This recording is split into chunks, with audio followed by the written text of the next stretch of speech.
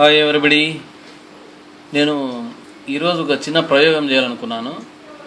నేను తరచుగా ఫేస్బుక్లో కానీ వాట్సాప్లో కానీ నాకు ఎక్కువ ఫోటోలు వీడియోస్ వచ్చాయి యాపిల్ పండు పైన.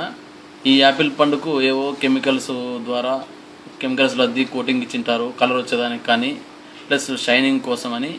నేను చాలాసార్లు వీడియోలు చూశాను. అయితే నేను అది నిజమా కాదా అనే ఒక సందేహం నాలో ఉండేది.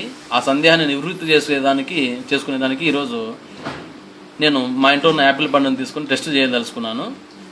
ఇప్పుడు దీనిపైన నిజంగా కెమికల్స్ అద్దినారా, కోటింగ్ ఉందా లేదా అనేది నేను చెక్ చేయాలనుకున్నాను. అయితే ఈ కాయ చూస్తే చాలా షైనింగ్, చాలా అందంగా ఉంది, నిగనిగలాడుతూ ఉంది. దీనికి సపరేట్ అయితే స్టిక్కరింగ్ కూడా దీనికి వేయడం జరిగింది.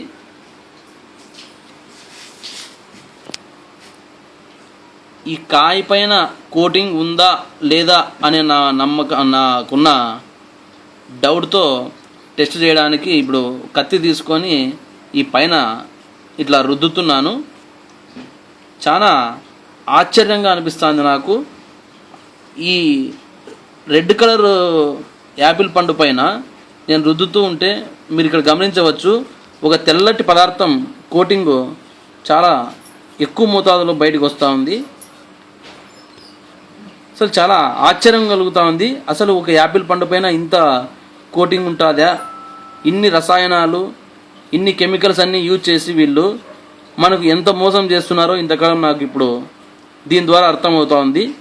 ఇప్పుడు చూడొచ్చు మీరు, ఈ యాపిల్ పండు పైన నేను చిన్న రుద్దుతూ ఉన్నాను, కానీ ఎంత ఈ కెమికల్స్ కోటింగ్ ఇచ్చారో ఈ కాయ షైనింగ్ కోసం మనము ఇప్పుడు అర్థం చేసుకోవచ్చు. అయితే నేను ఫేస్బుక్లో చూసిన వీడియోల్లో చాలా దానిలో యాపిల్ పండ్స్ పైన ఎక్కువ కోటింగ్ ఇస్తున్నారు, దయచేసి తినద్దండి, తింటే క్యాన్సర్ వస్తుంది అనే ప్రచారం నేను చాలాసార్లు ఫేస్బుక్లో చూడడం జరిగింది వీడియోలు. అయితే నాకు నాకు నమ్మశక్యం కాలేదు అది. నేను తరచుగా యాపిల్ పండ్లు అలాగే తినేవాడిని. అయితే ఈరోజు ఎందుకో ఒకసారి ప్రయత్నం చేద్దాం, టెస్ట్ చేద్దామని అనిపించింది యాపిల్ పండు చూడగానే. ఇప్పుడు నేను చేస్తున్న ఈ టెస్ట్లో దాదాపుగా చాలామంది ఎన్నిసార్లు రుద్దినా కూడా ఈ కోటింగ్ బయటికి వస్తానే ఉంది. మీరు గమనించవచ్చు, ఇంతటి కెమికల్స్ ఉన్న యాపిల్ పండును మనం తింటే మనం బతుకుతామా, మన క్యాన్సర్ నిజంగా వస్తుందా అనేది నాకు ఈరోజు చాలా నమ్మశక్యంగా అనిపిస్తుంది. ఇంత ప్రమాదకరమైన కెమికల్స్ అద్దిన ఈ యాపిల్ పండ్లను మనం ఎట్టి పరిస్థితుల్లో తినకూడదు, వ్యతిరేకించాలి. ఈ విషయాన్ని ప్రతి ఒక్కరికి కూడా తెలియజేయాల్సిన బాధ్యత కూడా మన పైన ఎంతో ఉంది. నిజంగా అంటే ఇంత కెమికల్స్ అద్దిన ఈ యాపిల్ పండును మనము తినడము, మన ఇంట్లో పిల్లలకి ఎంతో మనము ముద్దుగా మురిపెంగా వాళ్ళని